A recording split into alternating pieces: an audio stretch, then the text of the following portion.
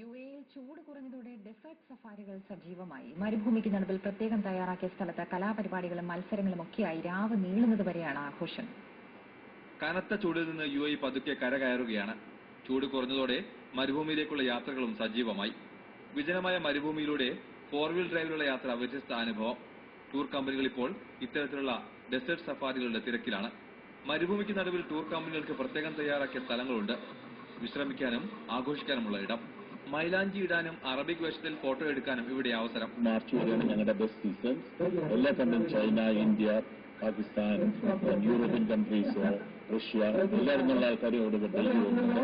വിവിധ മത്സരങ്ങളും ഗെയിമുകളും എല്ലാം ഉണ്ടാകും ഈ ക്യാമ്പിൽ. ബെല്ലി ഡാൻസും ഭക്ഷണവുമൊക്കെയായി മരുഭൂമിക്ക് നടുവിൽ വ്യത്യസ്തമായൊരു ആഘോഷം.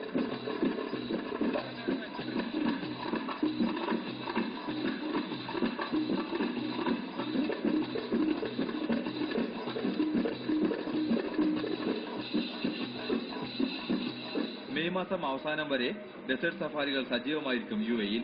ക്യാമറമാൻ ജോബി വാഴപ്പള്ളിക്കൊപ്പം ഫൈസൽ ബിൻ അഹമ്മദ്, ഏഷ്യാനെറ്റ് ന്യൂസ്, ദുബായ്.